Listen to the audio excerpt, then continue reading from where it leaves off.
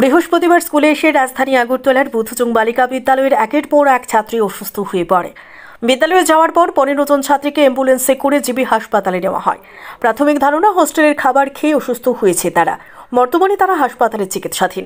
খবর পেয়ে মুখ্যমন্ত্রী অধ্যাপক ডক্টর মানিক সাহা অসুস্থ ছাত্রীদের দেখতে জিবি হাসপাতালে ছুটে যান। এদিন সাংবাদিকদের মুখোমুখি হয়ে মুখ্যমন্ত্রী বলেন, সম্ভবত খাদ্যে বিষক্রিয়ার ফলে বুধজং বালিকা বিদ্যালয়ের ছাত্রীরা অসুস্থ হয়ে পড়ে। তাদের শারীরিক খোঁজ নিতে হাসপাতালে তিনি এসেছেন।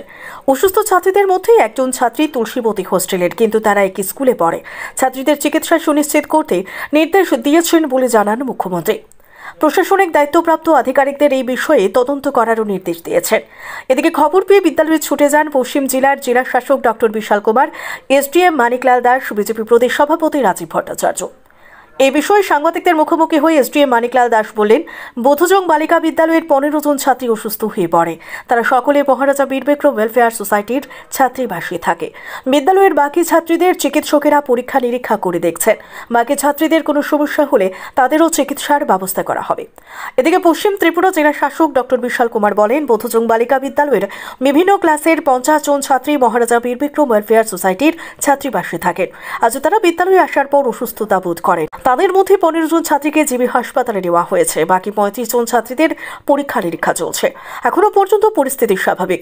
এদিকে হোস্টেল কর্তৃপক্ষের সাথে আলোচনা করা হবে, সাথে খাবারের পরীক্ষা নিরীক্ষা করা হবে বলেও তিনি জানান। খবর এসছে প্রায়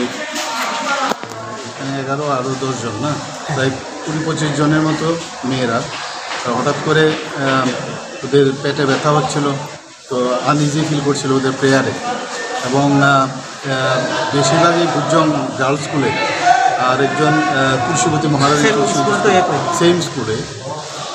একজন তো এখানে তো আলাদা, স্কুল তো আলাদা, তো ওখান থেকে হঠাৎ করে ব্যথা হচ্ছে। আমার কাছে সকালে যখন খবরটা আসলো, আমি সাথে সাথে খবর নিলাম এবং আমি বললাম যা যা দরকার আমাদের তরফ থেকে তাদের হেল্প করা। তো এটা খুব সম্ভব ফুড পয়জনিং থেকে হয়েছে। তো আমি আধিকারিকদের বলেছি যে এই বিষয়ে পুরো রিপোর্ট আমাকে দেওয়ার জন্য। এখন পর্যন্ত 11 জন এখানে আছে, 10 জন বুধজং গার্লস স্কুলের স্টুডেন্ট এবং একজন হচ্ছে মহারানী তুলসীবতী স্কুলে।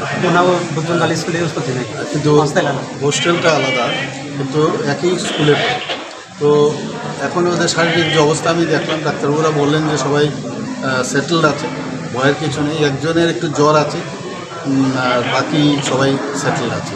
আমরা তরফ থেকে আমরা বলেছি যা যা সাহায্যের দরকার এবং ট্রিটমেন্ট যেন প্রপার হয় সেইভাবে আমাদের ডাক্তারবাবুরা সেভাবে দিচ্ছে। এখনও কি কোনো স্টুডেন্ট কি সিরিয়াস রয়েছে কি? না, সিরিয়াস তো বললো না কেউ, সিরিয়াস আছে বলে মনে হয়, অল আর সেটেল। আরেকটা ভালো জিনিস হচ্ছে এনএচএমের যখন খবর পেলো, এনএচএমের যে অ্যাম্বুলেন্স গাড়িটা তৎক্ষণাৎ চলে এসছে এবং ওদেরকে রিট্রিভ করে এখানে নিয়ে এসছে। এটা হচ্ছে সবচেয়ে সময়টা কিন্তু একদম নষ্ট হয়নি। সাথে সাথে ওদেরকে প্রায় 4টার মতো অ্যাম্বুলেন্স ছিল, তাদের অধীনে সবাই মিলে এখানে নিয়ে এসছে। স্যার, এই প্রশাসনের তরফ থেকে একটা আগরতলা থেকে প্রবীর ত্রিপুরা রিপোর্ট, সত্যের খোঁজে 24 ঘন্টা।